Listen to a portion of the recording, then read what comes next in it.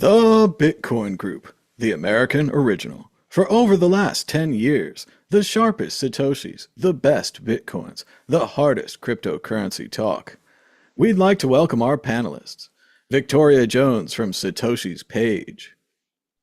Hey, hey, happy Friday and happy 100K, everybody. Nearly there. Dan Eve, the Crypto Raptor. Hey, hey, hey. Yeah. Second that. Almost there. 100K. Come on. You can do it this weekend. And I'm Thomas Hunt from the World Crypto Network. Moving on to issue one, the price. It's even off the top of the screen. The price of Bitcoin is 98,655, with a high of 99,334, a low of 97,010, with a last of 98,654, and that's $1 for 1,014 Satoshis, almost $1 for 1,000 Satoshis. Our first issue, of course, is the price, and the price, as AP says, Bitcoin ticks closer to $100,000 in extended surge following the US elections. Or it could just be the price, because it's not streaming. Oh, we're streaming to a different YouTube, perhaps. Check the different YouTube. Breaking Bitcoin price exchange balances continue to drop. No one is prepared for what's coming. Maybe it's not the media and the press. Maybe it's the halvening and the Bitcoin supply. As we've said before, the Bitcoin issuance rate, the halving cycle, went down from 6.25 Bitcoin on average every 10 minutes to 3.125 Bitcoin. As you can see, most of the Bitcoin supply is out here, but the production keeps going down. We've seen in previous halvings, the Bitcoin price went up 92x, 30x, and 8x. Let's go to Victoria Jones. What do you think about the price of Bitcoin almost breaking 100K?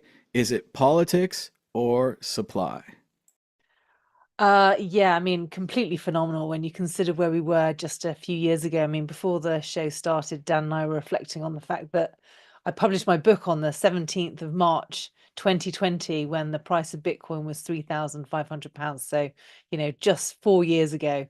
And for it to now be worth almost $100,000 is just incredible. I mean, convert that to pounds, it's like £79,000. But even so, it's still just incredible.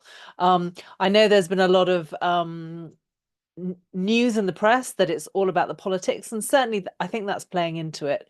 Certainly the rise we've seen over the last few weeks is completely unprecedented.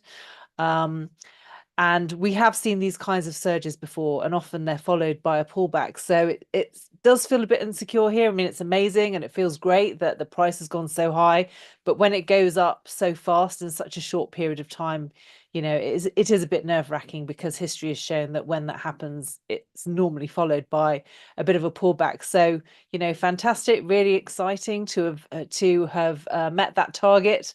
But watch out below, everybody. Don't be sucked into thinking that, this is it. Many of us old-time Bitcoiners have made that mistake. So you don't want to fall into that folly. But in the meantime, we will celebrate, because all the people who thought we were nuts, we can now say to them, we were right. Good for us. But we're still nuts. And we're still nuts. You're right, Victoria. It does look really good for Bitcoin. I went ahead and zoomed the chart out here, so I'm going to do some of that chart reading. If you look here on August 4th, 8/4, the price of Bitcoin was 49,130. So pretty much since August, the price of Bitcoin has doubled. So now it's November, so we're talking like 3 months, 4 months, almost nothing at all, 1/4, and we've seen the price double. So that's pretty crazy for the Bitcoin price, and a lot crazier if you've been in a long time. I looked at my old video that I like to put out around this time, the Star Wars one that I made, Rebel Bitcoiners plan to break Bitcoin 1,000.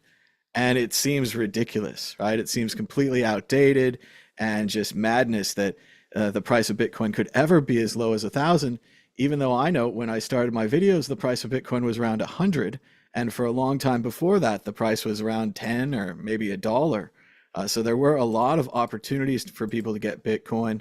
I do have that one of those great Facebook posts. I took a meme from Twitter and put it on Facebook. It's the guy trying to tell people about Bitcoin. No one wants to hear it. And then Bitcoin's 100K and suddenly everyone wants to hear it. So it is funny. I don't know why my friends didn't buy Bitcoin. Some of them are in the chat and they're like, you told me about this. You told me about this several times. You told me about this, but I never bought. So I don't know why that is. I'm not sure what they're missing. But now Bitcoin's a big round number and everyone seems to care. To me, it still seems to be the same Bitcoin. So I still have the same advice. It's still the same battle that it's the best investment of your lifetime. The best time to invest is the first time you hear about it. No one will buy it then. The second best time is the second time you hear about it. That's a great time to get in. Everybody has this phase where they doubt it and they miss a bunch of great buying opportunities. So don't feel bad. And pretty much everyone I know wishes they had more. A lot of people are looking at this. They're like, you're an early Bitcoiner. You must have thousands of Bitcoin or hundreds of thousands. And it's not that way. Most of the early people that I know either sold it early for nothing or sold it slowly as they continued to live and pay living expenses. I know for a long time people thought Andreas Antonopoulos was the richest guy in the world because maybe he was the smartest one and one of the best spoken. But I know for a fact he spent his money traveling around the world educating people about Bitcoin. And that's why it was such a great thing that one crazy day where the internet decided to give Andreas $1 million while he was on an airplane. And he got there, he arrived, and he checked his balance, and he had no idea the internet had decided to reward him. I think, funnily enough, as one of our stories today, Roger Ver had insulted Andreas, telling him that he was kind of not a great person because he wasn't a millionaire yet in Bitcoin. And the internet was like, oh, we'll fix that. We got that. So Roger, anytime you want to throw some insults this way, I'm ready. Dan, Eve, what do you think about the price of Bitcoin maybe cracking 100K? Yeah, it's insane. It's just almost surreal. I was looking back at some old tweets, and like one from 2017 was how ecstatic I was that zero point 0.1 Bitcoin is now $1,000. You know, which means it was $10,000, and it's now 10 times that. And it's funny because at each kind of epoch all-time high, you're sat there just thinking, oh, this is nuts. This has got to be the top ever, you know. And then it just blows you out of the water again. With I think obviously there's this time it is different. Like we've got, you know, before the last couple of bull runs, we've had like maybe a company or two. You know, it started off with who was it? The online retailer that started taking Bitcoin. I can't remember. Well, I think overstock.com was pretty big for a while. Yeah. There's Overclockers as well, one of the UK sites. I think they accepted Bitcoin for a while, and a few others, but they were scattered about, and they eventually dropped it. And now we've got nation states, we've got like huge companies, we've got asset managers, we've got obviously BlackRock. So everyone is trying to get a bit of the Bitcoin puzzle. And obviously we've had the supply shock from the block rewards going down, but it's smaller each time, right? Those block rewards, in terms of actual supply shock, you know, we're on what 3.125 or something like that at the moment. So the supply shock from 50 to 25 was huge, and 25 to 12.5, and it is getting smaller. But seeing the price just continuously rise like this, it's almost like alien like. I don't know. And obviously, I don't think this. There's a few people that suggested that which I thought was really weird, that Peter Todd being unveiled as Satoshi would have had an effect on the price. But if anything, that would be a negative effect, because Satoshi just needs to be anonymous forever, you know. But yeah, 100K just around the corner. I think, as Victoria was saying, what 99, 300. I think you said it had peaked. So we're just like so close, and it would be really lovely and rewarding if we hit 100K on this podcast. Well, we're still holding out hope. We're at 98,544. But it is interesting, as you say, Dan, so many people are just now hearing about Bitcoin, and for them, 100K is going to be their floor. It's going to be where they perhaps make their purchases. And just as we're saying, no one seems to realize there's no top to Bitcoin. I know it's fun. We keep quoting Michael Saylor because he's all popular, and he said Bitcoin will go to $13 million. and he's got the, calculations on the back of a matchbook or whatever. But it's the same thing. Whatever prediction you have, it will go higher. Whatever time scale you have, just wait longer. And if you want to invest right now, like I had my one of my roommates just calling me up and he's like, "Whoa, is it going to go to 110? Is it going to go to 125?" And I was like, "Just buy and then look at it again in 5 years. Buy, wait 5 years, look at the price again." This idea of trying to pick the price or pick the perfect moment or anything like that, no one knew it was going to go up 10% the other day, whatever it did. It's gone up 50% since August. It's insane. It's still the best asset there is. There's still 21 million of them. Every millionaire in the world can't have one. If they decide they want one right now, they can't have a whole one. Probably talking about trying to get a point 0.1 these days. I don't know what the goals are. It seemed like a long time ago, but the black Bitcoin billionaires were telling everyone to get 1 million Satoshis, and I think 1 million Satoshis was around $300. So Dan, do the math for me. Is that like $1,000 today? 1 million Satoshis? Something like that. $3,000. So it's like, what is it, 10 times that? Because it's now, well, So 3,000 maybe? I don't know. It's a lot more. And all you had to do was my math's hodl. head isn't on. So yeah, this guy says 5 years, it'll be a miracle if we make it to January without apocalypse. Well, we'll have to see how that goes. Yeah, But it's and feeling that after way. the after January apocalypse as well. But let's move on from the price to the most important exit question, predicting against the Bitcoin predictor ball, the source of all truth in this and any other universe. Victoria Jones, what will the price of Bitcoin be next week? Will it be higher or lower? Oh, it's a tricky one. There's some strong momentum there, but I don't know. Maybe we're getting ready for a pullback. It has been pretty strong lately. So, yeah, history dictates that we're going to get a pullback at some point. So I'll say lower. Dan Eve, higher or lower? I think unfortunately I think it will be lower, because even if that 100K barrier is in, it's a mental barrier for whether you're around, you're in the US or not. Most people I know value it in dollars, and so it's such a significant mental barrier to get past. But not just that, if you look at the wall on Coinbase, I think someone published it the other day, the order book. It's just a cliff face. So even getting over that 100K is going to take a wedge, a sailor. It's going to take a boat full of sailors, as it were, to reach. Wedge. So even getting past that, I think that there will be a bit of a pullback, because I think people will be too euphoric. There's going to be so many people taking profit at that point. I think not hardcore Bitcoiners, but the people that kind of dip in and out.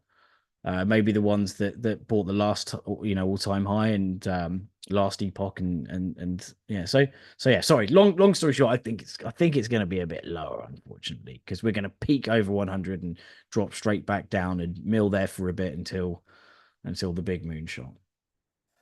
There is a lot of psychology behind this. People are looking for the big number. They want to sell on the big number.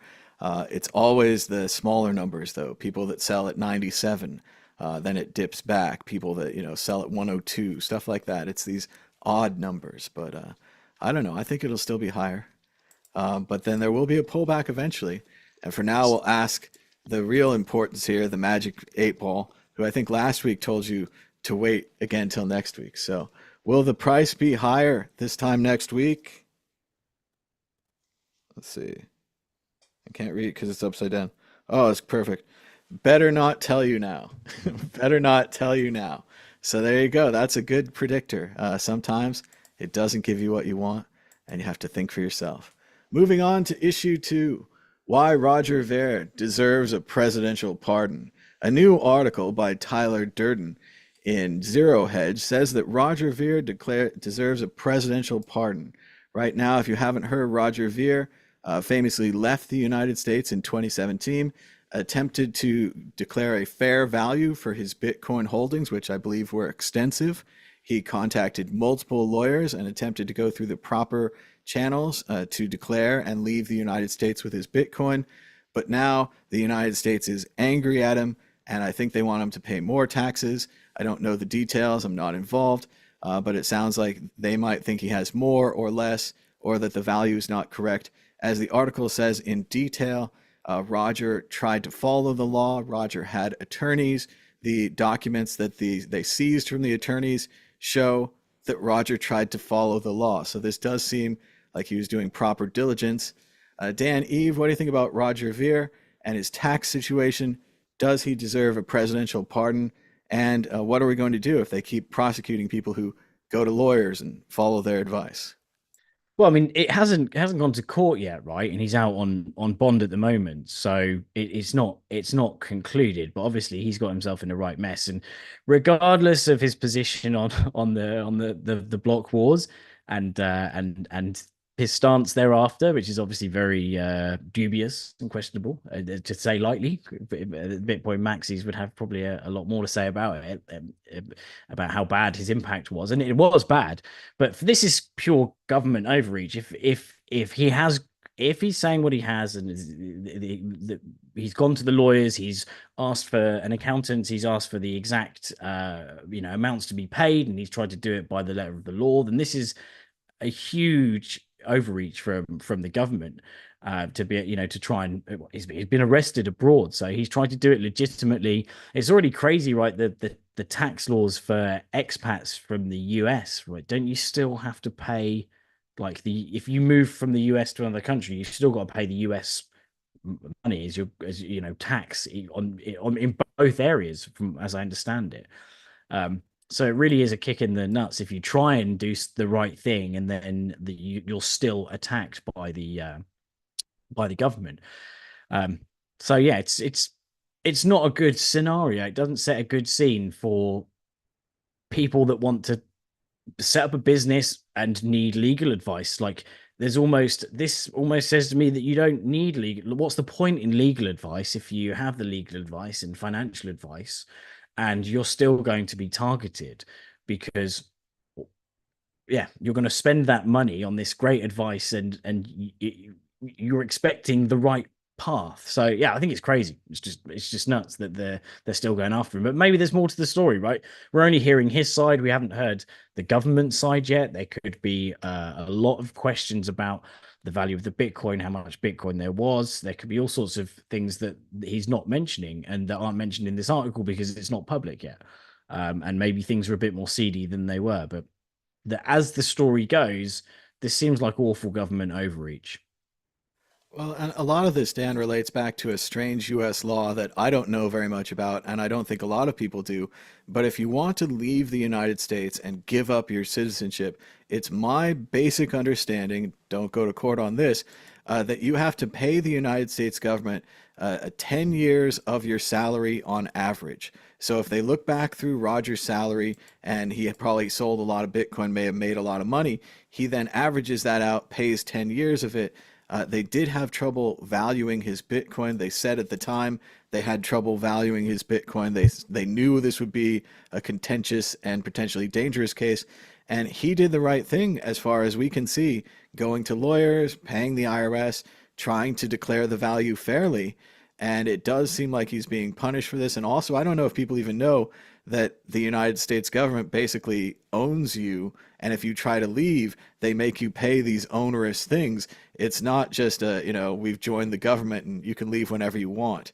There are specific rules and ways to do it, even if a new country, I forget the Caribbean island that he went to in this case, but if a new country takes you in, that's not enough. You also have to pay off the United States, or you have to keep paying taxes every year to the United States if you don't pay enough taxes locally. Most people don't know this. They never look at this. I, obviously not an immigration attorney, don't take this as advice or anything, but it is a complicated thing that he tried to do, and it doesn't look like it's working out. I say also, with full disclosure, I did get to hang out with Roger again in Majorca at the Majorca Bit Blockchain Conference, and he was in good spirits. I don't think he could leave the country, and he couldn't go with us on the boat trip because the boat went near international water. So that's a very unfortunate position for a pretty well-off gentleman who supported Bitcoin, despite, Dan said, the block size war, still supported Bitcoin for a long time. And this isn't a good look. I do kind of favor him for the pardon, maybe over Ross, though. It's a tough one. Victoria Jones, what do you think about Roger's situation? And as obviously Dan and I have been saying, this really weird thing with the U.S. government where you have to keep paying him forever. Yeah, I mean, it's a terrible indictment on, how the legal structure works for all of us, really. And a perfect example of the fact that you're never safe because, if they can make laws and hold you to them retrospectively. I mean, in this case, Roger did everything he could. He was buying these coins in the early days before the government had even got a handle on what was owed or what was not, which is partly what's contributed to the confusion, because of course he's had to go to all these lawyers to figure out how to do it safely. And so, you're absolutely right. Compared to the Ross case, I mean, he really did it would appear he really did try and do everything that he could to stay within the law, and for the law to then punish you, I mean, it just makes a nonsense of the law anyway, which is part of my problem with it. And I think Roger has a problem with it because he already had experience of being treated unfairly by the justice system. And again, it for a lot of people, they'll find it difficult to make the connection, but the beauty of Bitcoin is that it stops this kind of unfairness. The problem the government we have at the moment is because the government has the ability to print its own money, it gives them disproportionate advantage over the population because they have the resources to use these kind of draconian measures to get people to do what they want them to do, because they've got to pay for the legal counsel, they've got to pay to imprison them, and all of those things require resources. And when you take away from the government the ability for them to create their own money, they lose the ability to pay for stuff like that. And so actually, something like Bitcoin brings in much more fairness when it comes to the law as well. Obviously, that's not going to happen until Bitcoin is a global currency. But ultimately, that's one of the reasons to support it. And I think why Roger supported it for such a long time as well, because right from the early stages, he understood that. And having suffered from, being unfairly imprisoned when he was 22, as he argues, he was primed to understand this, which is one of the reasons why he was into Bitcoin so early and was such a powerful advocate for it. So, yeah, I have great sympathy with Roger's position, and I really wish him luck in trying to get these problems sorted out, because I can't see any reason why he should be in trouble over this. Well, and as far as we can see from the outside, since becoming into Bitcoin, Roger has done nothing but make investments into the Bitcoin industry in a legitimate fashion, into startups, helping launch companies like Kraken and Purse.io, and a lot of other Bitcoin startups, maybe even BTC Jam. I think just a lot of the early Bitcoin startups were all founded or co-founded by Roger Ver, or at the very least, his money. So I do think that's important to know. And even in the block size wars and stuff, we would note that and say that we still appreciate Roger, even if we disagree with him. As far as the early prison sentence, it does sound like he was treated horribly in prison, and I disagree with that. As far as the fireworks thing, from what I understand or what I've heard, allegedly he was holding the fireworks inside of his house, which was an apartment building with other apartments and other people living there. So maybe they didn't want to get accidentally exploded if the fireworks went off. So it is a little over the line there of like he's selling fireworks against the law, but he may also be storing them in a residential dwelling. Yeah, So that changes it. That changes it change it a little. significantly, right? Just selling some fireworks, like having them in an apartment block where they could like blow up. Yeah, that does change the story. But yeah, he shouldn't, treating people badly in prison. They're already in prison, right? You don't need to tease them and stuff. Yeah, and he's a young guy. He wasn't prepared for it. It's a non-violent crime, Yeah. except if it all blows up and Granny in Unit 2B gets knocked out as well. It's a very potentially bad problem. And like many other things, they're like, oh, it's a non-aggression principle. It doesn't hurt other people, but it could. And that the laws are Yeah. trying to protect those other people in the apartment building. But I think it's been a good discussion. Let's move on to the exit question. Who would you free first, Roger Ver or Ross Ulbricht? Dan Eve. Well, I suppose yeah, but that's kind of difficult because Roger Ver hasn't like technically. I don't think that he's committed a crime, like by the sounds of it. If he's sought legal and financial advice and tried to do things by the book, right? You've got to support naturally that position before you support someone who technically did break the law, even if you don't think it should have been the law, right? So on a technicality, I have to say Roger, but he's not even in jail. So I'd free Ross. There you go. In fact, yeah, no, free Ross because he's in jail. But Roger on the technicality should be kind of let off because it seems like a BS case if he's telling the truth. It does seem clear Roger's case is less damaging than Ross's case, as well as the alleged murders or attempted murders or framed murders, whatever you want to call them. It doesn't look good for Ross on those counts as well. But he does have a larger profile, and Roger lost a lot of his popularity during the block size war.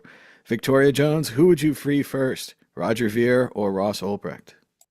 Well, based on the information that I have, I would say Roger. Yeah, that's as much information as I have really. So, but thankfully, it's not my job to make these decisions. Well, Roger, it is. Roger, you're getting a pardon from the Bitcoin group. There you go. It doesn't do you any good. Not valid at any government institution. Check out worldcryptonetwork.com, where I haven't fixed the certificate issue for the third week in the row. It's getting pretty bad. I'm not sure how to fix it. I'm sure I have to pay someone somewhere $10, but I'm not sure what it is. For now, you can click the scary message away if you want to and go on to the webpage. You can also check us out on YouTube at World Crypto Network. Just Google it. Moving on to issue 3, Goldman Sachs Readies plans to spin out its digital assets platform.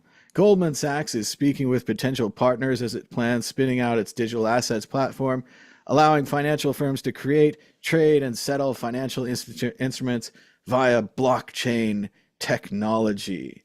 Victoria Jones, the banks have mocked us forever. Now they're making digital asset platforms and spinning them out to each other. The CEO of, I think it was Goldman or one of the other, I think it was a big one, Charles Schwab, he might have said recently, I really missed the boat on crypto. I feel silly. I feel silly that I'm not trading crypto yet. Yeah, it was fantastic. Victoria Jones, what do you think? Goldman's into it. They've got a platform. All the banks are our friends now. Did you really admit that? That's pretty cool. Well, I don't know about the banks only just being into it because, in 2017, blockchain was all the rage. And in fact, the banks were saying blockchain, not Bitcoin. So I think they've had an agenda for a long time to try and argue that the blockchain has future, but not Bitcoin. And, having some kind of digital asset platform and being able to tokenize the whole world so that we're all owned and they have control over everything that we own, I think has long been a part of their plan. So I don't find this headline particularly revelatory. That's the kind of headline that would have concerned most of us 4 years ago that we were avidly arguing against, but now it just kind of goes under the radar because the big media discussion, especially with the president of the United States talking about Bitcoin, it's like blockchain's no longer part of the conversation. But isn't it interesting that these banks clearly have been working on their platform, hoping that it's going to take over at some point? So yeah, noted. Noted, not impressed. I do think it's funny that the banks are now essentially copying Vitalik or copying Satoshi Nakamoto in creating these blockchain platforms where you can roll out your assets. It seems like many other people, I don't even know, Tron, Solana, all these other networks, Dogecoin, I don't know, all these things have the same thing. But now it's Goldman, so you can trust it. It's a brand name. And yes, Victoria, he did say it. We have Rick, I don't know how to say it, Verster. The incoming chief executive of Charles Schwab said, crypto has certainly caught many's attention and they've made a lot of money doing it. I have not bought crypto and now I feel silly. It's just a great quote. It's a classic. Yeah, we need a website with all of these quotes. It'll kind of have our we can celebrate, like, we told you. And they could put their old quotes too, where they say that it's garbage and it's drug money and the internet's so stupid. And then here we've been the whole time, just us in the audience. I see you guys out there like, me too, me too. I know we've all been here saying the same things to each other over and over again. And what's really strange, and this is the sign of success of your movement, success of your ideas, the important, powerful people, bankers, regulators, politicians, especially this year, have all changed their tone, and they now think Bitcoin is great as well. Dan, Eve, what do you think about Goldman Sachs and Charles Schwab suddenly our best friends in Bitcoin? Yeah, I'm with Victoria. It's great that kind of publicly admit that. But I suppose now they need to kind of double down on it, right? And actually, really go hard on Bitcoin. With Goldman, yeah, it seems like they haven't said they're like investing in Bitcoin specifically, but obviously this crypto platform is going to allow them to have exposure to cryptocurrencies, Bitcoin and other cryptos, I'm assuming, without actually needing to stack them themselves. So they can make money off of other people making money. So they can be in a position to say, "Ah, I told you so" when it crashes, but then also make money on it and be happy if it goes well as well. But as Victoria was saying about the banks as well, so in 2017, I went to and again, whereas as you said, Victoria, it was literally all blockchain like that. It's blockchain, not Bitcoin, from the institution side, right? Because they didn't like the idea of Bitcoin, but they liked the idea of blockchain. And you had JP Morgan who rolled out they were attempting their own private blockchain, which sounds just crazy. I don't think it ever took off. But actually, so at this conference, at IBM, we're putting diamonds on the blockchain. Diamonds. Oh, that is classic 2017 ICO stuff. But at this Gold on the conference, blockchain. Yeah. it's as well. I mean, but that's the thing now, right?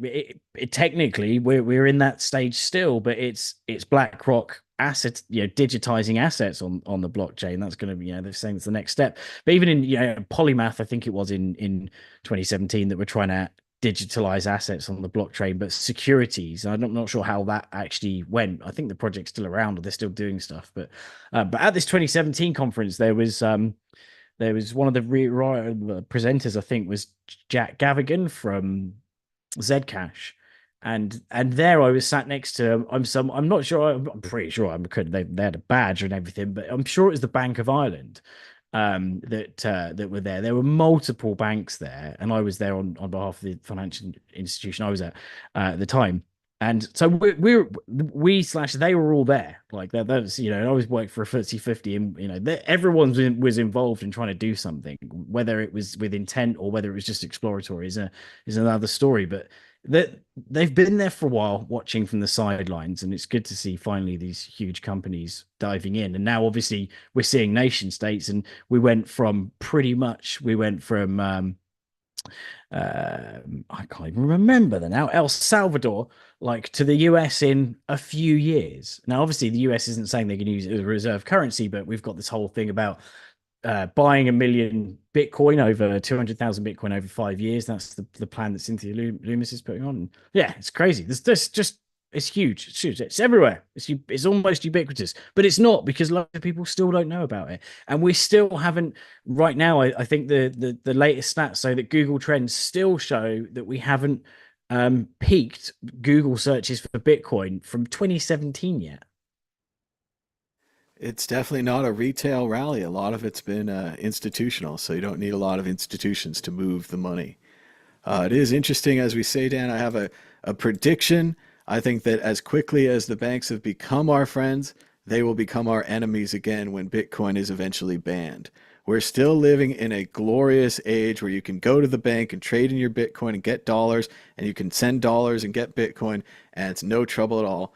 As predicted in the past, they'll eventually figure out what Bitcoin is. Right now, they're still at the surface levels, but eventually they'll figure it out, and they will ban it. And these same banks that are singing the praises today will ban it just as quickly.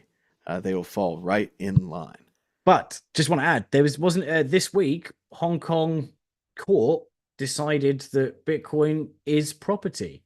So as far as I'm aware, that's recognized in China as well. So it seems like China's maybe flip-flopping again on Bitcoin good. I don't know. This week in Hong Kong, they ordered the democracy activists to like 50 years in prison. There's like 20 of them. And so I don't know that things are good in Hong Kong at all. If you guys want to look historically, the World Crypto Network supported the umbrella revolution in Hong Kong, where they all had yellow umbrellas fighting for their democracy, which sadly the United Kingdom seems to have sold them out. I don't know if anyone's keeping track of that, but they were supposed to still be a colony, 150-year deal. They gave it back early with the idea that China would have one country, two systems. And if you look at the democracy activists who are now in prison, perhaps for the rest of their lives, it's not working out that good. But we're not supposed to talk about that. Everyone loves China. Let's move on to issue 4. Generation Z, I'm not sure why that matters. Quant kid's dog kidnapped following doxing. Victims retaliate against the 13-year-old's rug pull by dumping pumping token, doxing family, and allegedly kidnapping their dog. As the headline says, according to this Express Tribune and some other things online, this 13-year-old kid created a cryptocurrency on pump.fun, that Solana-based website where anyone can make a coin just by filling out a web page form. He called his coin Quant, that popular trading term, quantitative analysis or something for quant people. And it kind of took off. It was doing really well. And it seems like at that point, the kid cashed out, making a whopping $30,000, which pissed off the internet. The internet then drove the price of the token to $4 million. So he would have had $4 million instead of 30K. That's where it gets a little dark. The internet continues their anger at this kid, doxing his entire family, doxing their location, and allegedly kidnapping their dog, which is completely unacceptable. But what a wild and crazy new story, unlike anything we'd ever read before. Victoria Jones, what do you think about the kid who made a coin and may have gotten his dog kidnapped? Yeah, I mean, the internet can be brutal, can't it? You know, especially when it's anonymous. And there's no mercy if you're a kid either, especially if you're an arrogant kid who decides that they're gonna try and play the big man with no infrastructure around them in order to protect them. So, you know, it's just like, what's the saying? F around and find out, you know, that poor kid, you know, he got his lessons early. So yeah, I mean, I do feel sorry for the family. It sounds like they took it a bit far. I mean, this is a problem with crowds. You know, you get them ramped up and they start doing evil stuff. You know, it can just escalate really quickly, which is why you just want to be really careful who you upset and not try and create a snowball effect. So yeah, poor kid, feel sorry for his family, but I hope he's learned his lesson. Well, and in a way, it's like Reservoir Dogs. They're all sitting around these criminals, and they're like, well, we lost money, and this kid did it to us, and nobody knows who anybody else is. They all have aliases, and they each start doing worse and worse things to the kid until, according to this story, they allegedly really crossed the line and hurt their family, hurt their innocent dog. Has nothing to do with this. The dog's not involved. It's a despicable story, and it also seems like they hurt him enough taking his 30,000 stake and driving it to 4.5 million. You know the kid's going to dream about this forever. He's like, that little joke coin I created became a big deal and I sold all mine too early. I feel that would have been punishment enough, and that is very kind of tit for tat punishment. He took the 30K, you make him lose 4.5 million in his mind, which will damage him forever. Physically attacking him, stealing his dog, revealing his location, ruining his family. I mean, it's classic internet stuff, but they went way too far. Of course, for all we're saying, like Victoria's saying, maybe this kid's a big jerk in his online videos, and he kind of drove him to it. Not that that makes it okay, but it's a reason. Like, don't be a big jerk on the internet. Like, I don't know you got to teach your children.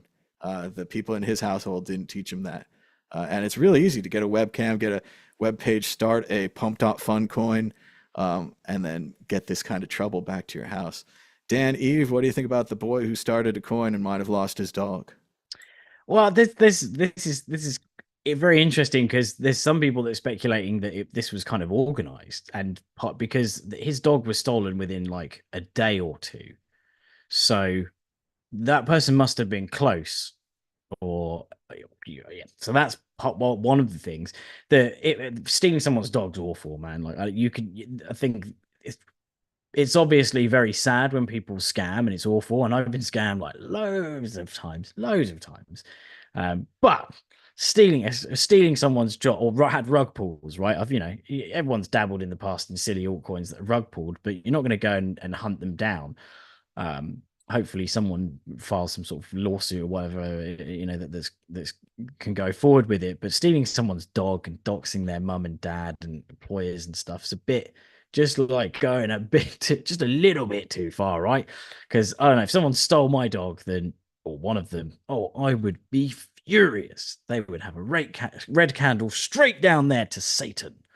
No, I wouldn't do it. That's not a violence thing. That would just be what would happen from a legal perspective, of course. But yeah, I mean, like you're opening up a can of worms there when you attack someone to that level. That's really bad scamming people, and they're obviously going to be going through a lot of legal issues because he did commit fraud, I suppose, right? The by doing this rug pull. So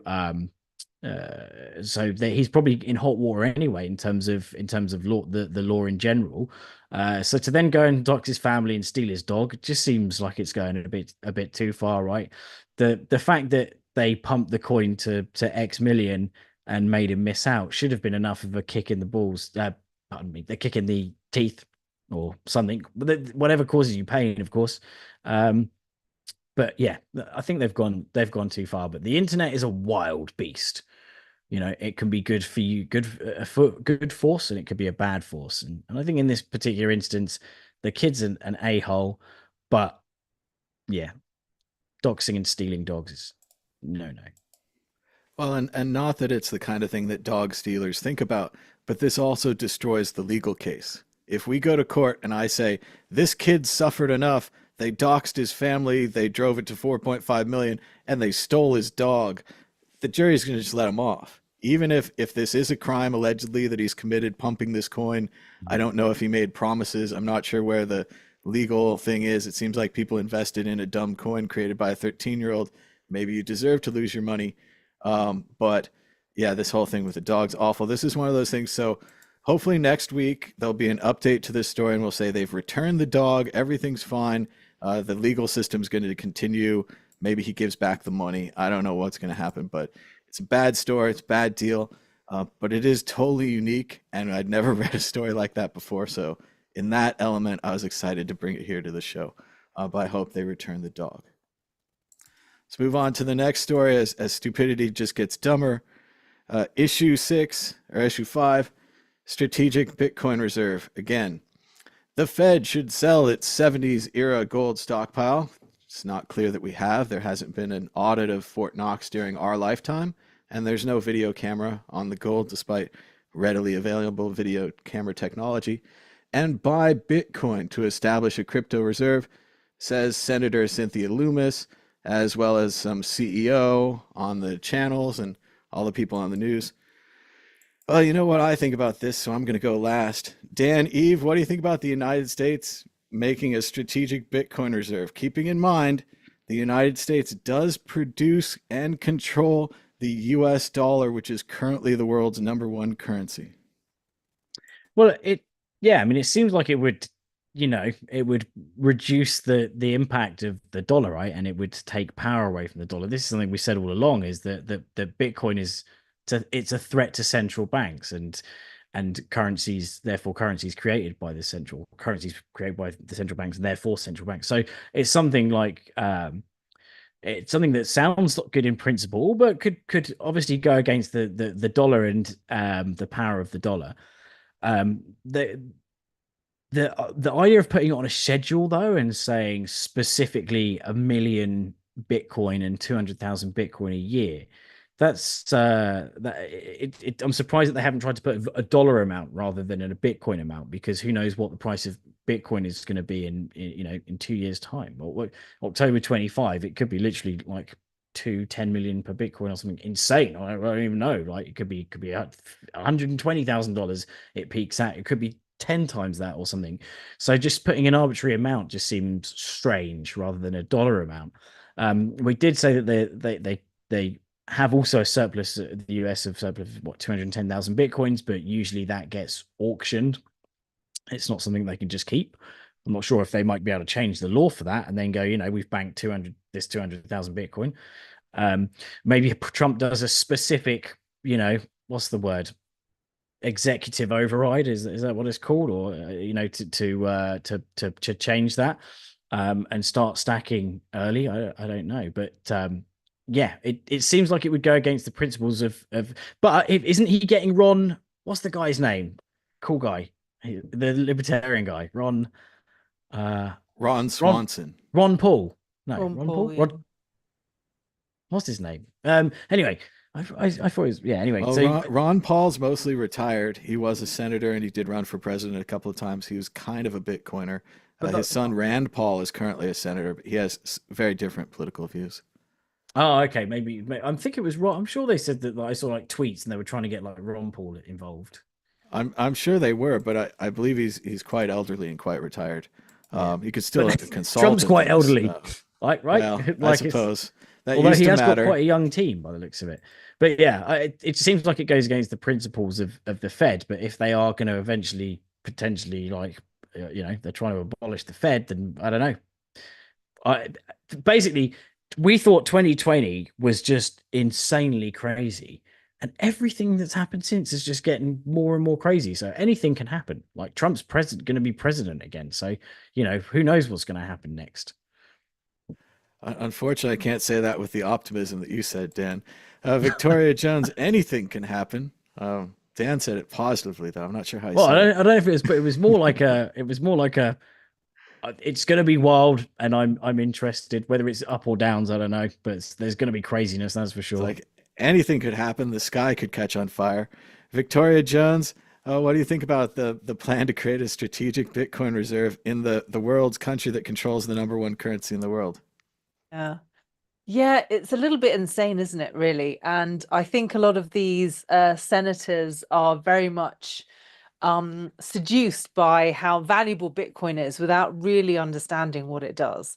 And I think most most senators, I think for most politicians, it's just like their basic education in finance is so poor, they have no understanding of what it is they're actually doing when they make these sorts of decisions.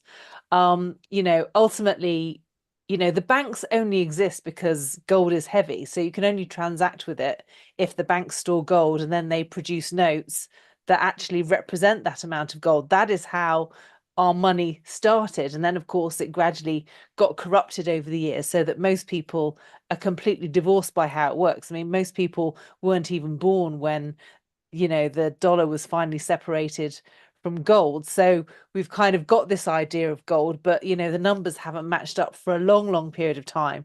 And then along comes this digital asset that everyone calls digital gold, without understanding that its main property is the fact that you can't manipulate it. There's only going to be 21 million. And that literally creates an entirely new system, which means that you need to completely restructure finance, how you spend, how you invest. That's going to completely disrupt how a government is funded, completely going to disrupt the dynamics of how laws are made and how they're enforced. It just changes so many things, and most of them seem to have no fundamental clue of what the difference is. The US government putting Bitcoin on its strategic reserve is like swallowing a parasite that will ultimately completely transform you. I mean, it's it's like one of those spells in Harry Potter where they eat something and it kind of completely shapeshifts the person into something completely different. But the thing is, once you do that, you can't shift back. It changes it irreversibly, because this is an irreversible system. Take it for governments to take on Bitcoin without realizing what it is going to have profound implications. And I don't think they fully understand that yet. They all know there's a debt pile and they think that this is a solution for fixing it, but it just has implications way beyond that. And hopefully they don't figure it out until it's too late. They had this guy on TV, and he was the CEO of one of these investing companies. And he tell us how great the strategic Bitcoin reserve is. And he's waxing all beautifully. He's like, for the first time in my life, I think that the US government could pay off its debt. And I'm like, that's great. The Bitcoin hold could rise so much that you pay off the debt, but it wrecks the dollar as the world's reserve currency. The petrodollar is gone. Your influence around the world is gone. You had this and you self-wrecked. It's like you have a grenade in your hand and you close your hand so that you can hold on to the grenade tighter. You lose your whole hand. You keep your hand open, the grenade damages the outside of your hand. It's insane. And I want to start by talking about different ways that you can look at this. So, okay, Jameson Lopp had a great tweet, and he said, this would be a great thing to do, selling the gold, buying the Bitcoin, if you wanted to destroy the gold market. And so, yes, if you're a secret doctor, evil terrorist, and you're inside the United States and you want to destroy the gold market, which would destroy the dollar, which would destroy the petrodollar, which would destroy the existing world order that allows us to do commerce with relatively little violence in most areas, would be gone. So you would get all these things, and then there'd be no place to cruise. There'd be no place to go have a vacation. There'd be no Hawaii's. All of that would be gone. And your Bitcoin would be worth hundreds of millions of dollars, and they'd all be worthless, right? Because you would have wrecked the dollar. And yes, on the other side, there's people that are like, yes, this is fun. Wrecking the dollar is good. I want to live in a prehistoric caveman world without MRI machines and no airplanes, and no one working together, and no spaceships, and no internet, and no Wi-Fi, and no little phones that distract you with Candy Crush. It'll all Are you saying go. Bitcoin will eliminate all of that?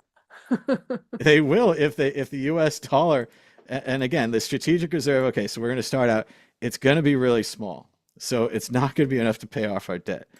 If it was bigger, it would be a bigger problem.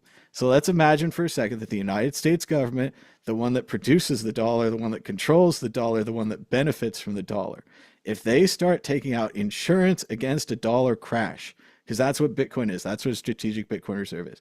Now I'm saying, sure, every human being should do this. Every bank should do this. Every company should do this. Every country that is not the United States should do this. But if the United States, the one who makes the dollar, controls the dollar, produces the dollar, benefits from the dollar, starts betting against the dollar, even at 1%, every other country in the world has to then bet against the dollar at 1% into Bitcoin. And one of them is going to say, maybe we should get ahead of this, do 2 or 3%. And then the United States is going to look at that and they're going to say, wow, everyone's now betting against the dollar. We should increase our bet against the dollar to 3%. Now, all the banks in the world and all the countries and all the companies reevaluate and say, well, we should get up to 5% of betting against the dollar. And pretty soon this drifts out of control and you've wrecked the dollar, which we can talk about in greater detail if you think that's great or not, if you don't like civilization. But if you're the United States, the one who makes, controls, and holds, and owns, and benefits from the dollar, and you're now going to intentionally destroy the dollar, I mean, I'm going to watch it on TV, but you're crazy, right? It's not just about like, let's trick the government into buying our Bitcoin, because that's so funny because the price will go up and they'll get less Bitcoin every time they spend their dollars. It's about destroying the fundamental currency that creates the relative amount of world peace. And you might think it's less or more, but it's pretty peaceful in most places, and you just got to look at that first. But yeah, they still want to do it. They still talk about it every day. It drives me crazy. And again, they're on TV saying how great it is and not looking at these other pieces. Everything is connected. It's not just going to exist in a little vacuum. And the other idea, the idea that they could just take the seized Bitcoin from these criminal cases, it's a long-running practice in the United States to seize things from criminals like drug lords who take their boats and their cars, and then you sell them and you put it into money and use the money for restitution for the victims or perhaps to prevent future crimes, things like this. You're not just going to be able to seize that money and put it into the treasury without wrecking the entire criminal system, which provides some level of restitution to the victims of these crimes. Agree with it, disagree with it, whatever. That's the existing system, et cetera, et cetera. You can't just say, oh, they're Bitcoin. Like if it was like boats or Balenciaga clothing or Louis Vuitton handbags, and you're like, the United States is going to create a strategic reserve of Louis Vuitton handbags, and we're seizing all the ones from the criminals. Couldn't do it. It's just nonsense. So, but it might happen. Like Dan says, Trump can do whatever he wants through executive order. There's a certain amount of money he could probably move into this without a problem. But again, if you're betting against the United States, you're teaching all the other countries of the world to bet against the United States, which might be fun if you're anybody but the United States or Europe or another country that benefits from the United States freedom. So disagree with me a lot in the comments. Give me the business in the chat. We'll see if you guys have any points to stand on. But at the end of the day, it's going to come down to you're like, I don't mind if everything crashes. And I do mind, civilization minds. There's a lot of good stuff here that you might be glancing by, not looking at. But we've got a couple more fun and short stories here. Hopefully we won't have to talk about the strategic Bitcoin reserve ever again. We've talked about this before. Man says his binned Bitcoin fortune now worth $500 million. This is the James Howell who's suing the Newport City Council. He left his hard drive in the trash. He thinks they took it to this dump. He thinks he can get it back, and he's still angry with the council. We've talked about this story many times since the beginning. Last time, I think as a group, we agreed that the pressure of the garbage on the hard drives would have likely destroyed the hard drive enclosure, destroyed the platters, the record player type spindles that store the data, and that the data is probably gone. I've also said multiple times this guy should run for Newport City Council. He has lots of money and lots of potential money. There's no reason he couldn't take over the council with a couple of his buddies, turn the entire town, the entire county, whatever it is, into a Bitcoin mining operation. And I'm sure there are ways they could insure this project where even if they didn't get the Bitcoin, they could still get some of the money. But Victoria, we talk about many times. What do you think about it? He's up to $500 million every time we pass one of these major epochs. This story is going to come back. What do you think about the man with the hard drive in the garbage? Yeah. I mean, the chances of him actually getting the data off that hard drive is minuscule. I think he's just getting more and more mileage. I mean, every time the price goes up, it was like, it's now worth 600 million. It's now worth 700 million. I mean, this story could just go on and on, can't it? Whereas the reality is that anyone with any Bitcoin, we've all done it. We've all sold some. You've got early Bitcoiners who, it went from $3 to $30 and they sold a load thinking that it would be as high as it went. Who's to say if he even had that Bitcoin at the time that he'd have held on to it so that he was really worth 500 million at this point in time? I mean, it makes a great story, but completely unrealistic. I mean, if he had 8,000 Bitcoins, in early 2013, it's a good chance he would have sold most of them by now. So yeah, I don't know. I mean, it's a good excuse to be in the papers all the time, isn't it, really? Except everyone else just kind of goes, okay, that was silly, but what can you do? But yeah, I mean, the chance of getting the data back now, it's a bit ridiculous, really. But it will be an entertaining story for a long time. Well, and another part of this is the big lesson is that if he had just bought more Bitcoin for himself in 2013, he'd still be okay. Like he's not going to get 8,000. Like you're not going to be able to buy that. Times have changed. But if he'd gotten, say, 5 or 10 in 2013, instead of complaining about it to the media and doing all this stuff and not even producing a book, where's this guy's book? I threw my Bitcoin in the garbage. I don't know, maybe it's not that good a story. But there's got to be something there, like the book, the dumpster, the insurance thing, running for council. I think there could have been a lot more work here. Instead, he just puts out these articles or gets the media to put them out every round number we pass. So we're up to 500 million, could be 600, 700 more. And like Victoria says, he could have just made up the story. That's another fun part of this. Could be nothing on the hard drive. I could just say I had 8,000 Bitcoin and I lost them in the landfill. I didn't even have a hard drive. He could have even continued the search all based on that. This could be a Craig Wright allegedly type situation. But Dan, Eve, what do you think? He's one of your countrymen from the good old United Kingdom. He's lost his hard drive. These bloody damn councils won't do anything about it. Everyone always complains. This guy's got a real complaint, huh? Yeah, there's things about this story that just seemed hard to believe. Obviously, the fact that the way it's described, and he's always described it, is that his partner accidentally threw away his hard drive. Now, accidentally, like a hard drive, like throwing away someone's hard drive. That's a real big mistake to make, right? Because hard drives have data on it, and data is personal. So to just kind of mix up, to give, I think he said something like, "Oh, I asked her to put one of the hard drives in the bin, but she picked the wrong one." So he had the story just seems a bit almost odd. Seems like he's setting his partner up, or maybe his partner took the hard drive and ran off with it. I don't know. Yeah, well, that anything can happen. It's a crazy old world, but the fact is that Brutal way to end a relationship. Oh yeah, for sure. You threw away my hard drive. Yeah. Well, I know a similarly sad story. A friend of mine had a great computer server once, and allegedly his girlfriend put some towels and some stuff over the fans killing the computer server. And same thing, he could have just immediately rebought his Bitcoin, but instead he was all tragic about it. And I can't get this Bitcoin back. And oh no. But if you'd rebought half, or if you'd rebought a fourth, or if you rebought 10%, you would have been in a better position. So even if you're like, I sold my Bitcoin, I'm dumb, I can only get, you know, zero point 0.1 now or 0.01, it still seems historically, and again, not financial advice, blah, blah, blah, you're better off rebuying as soon as possible. As soon as the crisis happens, gather what you have together, rebuy, and hope for the best. Yeah. And you're saying about the hardware issue. I had my own once when sorry, slightly sidetracked. When I built like a 40 strong GPU of miners, R9 290Xs and stuff, yeah, mining X11 stuff and whatever back in the day. And I just basically had open PC chassis and would put the 4 or 5 miners on each rig, and had them in all over my house or my flat in the living room, and I came back drunk.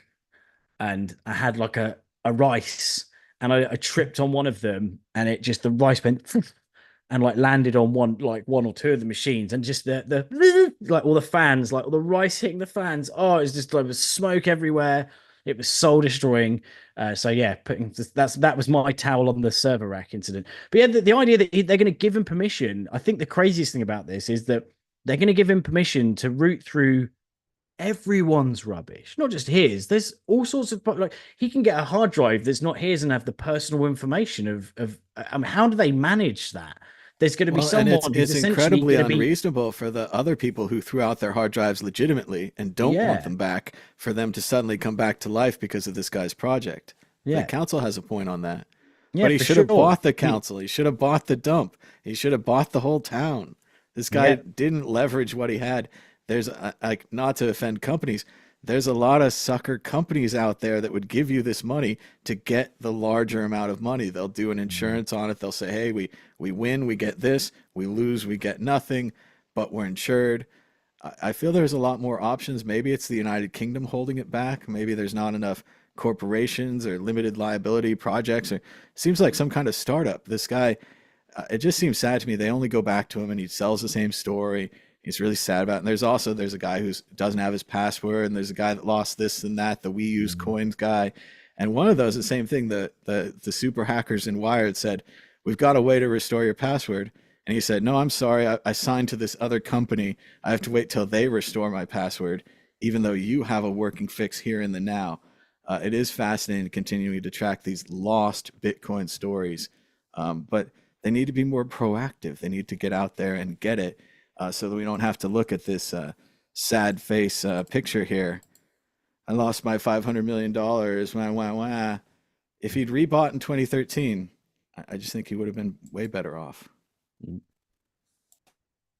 All right, we got a couple more stories. It's been an exciting week in news. This one's sent in by our friend Martine, from used to be on the show. Oops, we're sharing the whole screen everywhere. How about this screen instead? OneCoin's Ruja Ignatova believed to be hiding in Cape Town, South Africa. Everyone remembers OneCoin. She said she'd double your money by November. She was going to do it in her spreadsheet.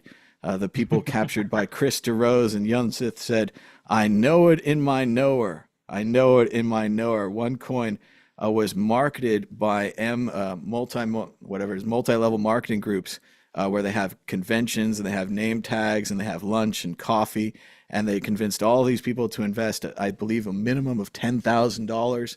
Then they got them to go out and get their friends to invest $10,000, all because OneCoin was better than Bitcoin. It was going to be way better. It was the OneCoin. Many people believe she's dead. A new documentary claims that she's hiding in Cape Town, South Africa. Dan, Eve, what do you think about Dr. Ruja's disappearance and OneCoin? Well, I think we've discussed before that the likelihood is she's probably, unfortunately, swimming with the fishes. I say that because no one really deserves death for scamming people, that's for sure. She probably got herself into a lot of trouble. Maybe she wasn't the real lead behind it, and she was pushed into it, or was a scapegoat sort of thing. There are other people pulling the strings, but if she's in South Africa, she's if she's probably got some sort of disguise thing going on, right? Some plastic surgery that would change her appearance. Otherwise, it's going to be quite obvious. What will be really interesting about this is how have you seen there's a few videos on it where they've got people who have got these meta glasses and they walk up to random people in the street and it instantly analyzes all of their profiles. Like, oh, you're John from, Deutsche Bank, for example. And they're like, oh yeah, how do you know me? Now, that's going to be really interesting for people that are in hiding, and how many people are going to be caught in hiding when these things become large scale, right? Where they become commonplace, because they're going to be probably the government intruding in a lot of that analysis and finding a lot of people that have been hiding in the depths for a while. But yeah, I think unfortunately she's probably swimming with the fishes, and people won't get justice for the spreadsheet madness that was OneCoin. It is a very strange story, Dan, as it says, the documentary confirms or allegedly confirms that authorities are continuing investigations under the assumption that Dr. Ruja is alive. They say that she's reportedly been sighted in Cape Town. The documentary also covers the possible links between Ignatova and Bulgarian organized crime figures, which is one of the things that we've always said about this just from the outside, not knowing anything. It didn't look like she was a criminal mastermind. It looked like she was a figurehead. And her disappearance was a classic thing that happens to figureheads. They disappear them. The people behind her that may or may not have made the actual money, I don't know that we'll ever know anything about them. Victoria Jones, what do you think about Dr. Ruja, her disappearance, and her alleged reappearance in Cape Town, South Africa?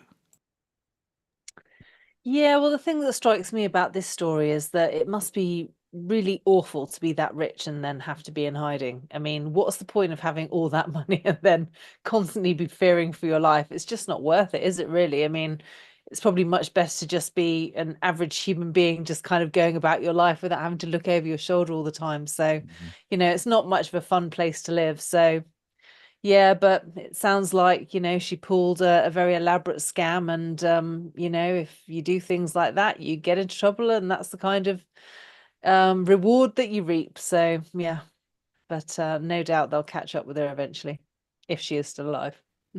Well, and similar to the boy who lost his dog, OneCoin was a much bigger scam than a $30,000 pump fund coin. So perhaps they lost more than their dog in OneCoin. We have one more issue. We're just continuing to follow up on previous stories. I had a poll a couple of weeks ago after the election. They said 75% that Ross would be free in the first 100 days. That number has dropped slightly to 71.4%. So perhaps a little bit of crumbling. There was an article, well, we can't read it now, but there was an article in Wired magazine. It used to be a thing on the internet. Let's see if it still is. Sometimes you can do reader mode. Oh, well, you can't. But anyway, the article said that Silk Road creator Ross Ulbricht is waiting for Trump to keep his word and set him free. The person who wrote the article was a bit uncertain on Trump keeping his pledge. As she said, he's abandoned many of his campaign promises, and once reelected, we will see if he'll pardon him or if he'll wait until the end of his second term. Dan, Eve, what do you think? Is he going to pardon Ross Ulbricht in the first 100 days or at all? Is he going to keep his promise?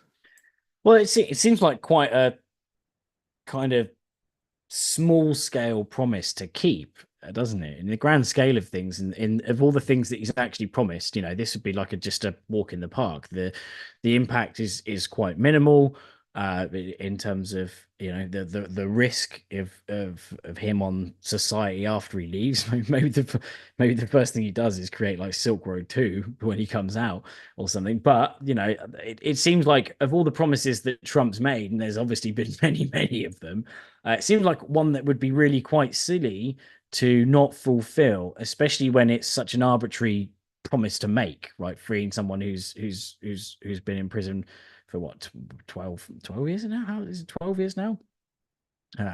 10 years, at least 10 years, that's for sure. So I'd say that I'd be very surprised if he doesn't, because he's going to pay a lot of people off for no real reason, because there's probably going to be there's not really going to be an outrage or an outcry if he frees Ross. People going, hey, he should have had a longer sentence. Usually, people are quite happy when people are let off early, especially when there's been a lot of publicity over it, and it's something that it's someone that he hasn't directly hurt anyone. He just ran a marketplace. So I'd be surprised if he doesn't. Well, just to play devil's advocate, Dan, they would say his marketplace hurt people. They have the drug overdose stories. And then Yes, there's but not the directly. I'm talking direct, like well, directly the marketplace, but I yeah. mean other people providing the allegedly bad drugs. There's also the issue where they tricked Ross into ordering hits on people. So that does get a little violent. They also tried him under the drug pingpin thing, and he was running a drug market. So I think it would make some bad headlines for Trump for a week or two.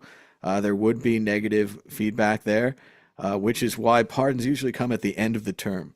When you're done being president, you want to pardon all your friends and maybe even your future friends. And that's why it would have been so great for him to pardon him at the end of his first term 4 years ago. He would have been fulfilling a promise he'd already kind of made. He would have been to Ross's mother directly, allegedly. He also would have been making great friends in the crypto industry. I would have been a lot more less skeptical of his promises if he had already freed Ross. Now the question becomes, will he free him in the first 100 days, which is really the only time that a president has any power to do anything with his authority, or will he free him at the end of his term, if his term even ends? And either way, I think they're going to be unsatisfied unless it's in the first 100 days, unless it's very quick. So we'll see how it goes. Victoria Jones, what do you think? Is he going to free him? And as Dan said, do you think he'll face political blowback if he does? I think we've discussed this before actually on this program, and I think Josh said that normally if they are going to pardon people, it normally happens at the end of the term rather than the beginning. So yeah, poor Ross could have another 4 years to wait. Unfortunately, there's been a lot of hype about it, and I'm not sure how easily Trump can override the justice system, and it may well be that he's got bigger things to deal with at the beginning of his term. So I don't know. Personally, I'd suspect not. So if I was voting, that's what I would say. Well, in the case of a presidential pardon, it's really just a signature. The president has pretty much unlimited power to pardon anyone he wishes for any reason, which we might see on the first day if he, again, fulfills his promises and pardons the Jan Sixers, the people that participated in the January 6th uprising against the United States government, who he believes have been falsely imprisoned. He said he'll free them as well. And this could just be as much as sliding those documents in his pen. He just pens everything, they slide it in.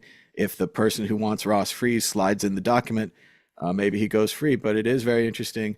And we will continue to keep an eye on this and to poll it and to remind people that Ross should be free, and that the president promised to free Ross. We'll see if he makes up on that.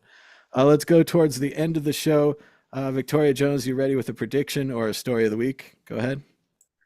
Yes, my story of the week is I've finally got another newsletter coming out. I think the last one came out in July. Like I said, it was very busy over the summer. This one's going to be on Bitcoin and taxation. And I also have to announce that I've got another book about to be released. I've actually contributed to this one, so it'll be a complement to the one I've already written, just to help start to build out my author page.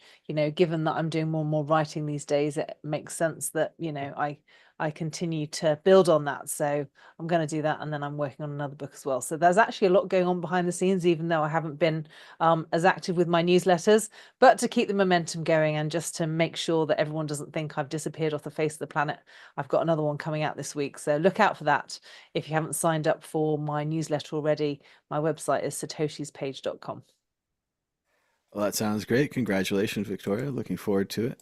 That'll be cool to have another book. Dan, do you have a prediction or a story of the week? Go ahead.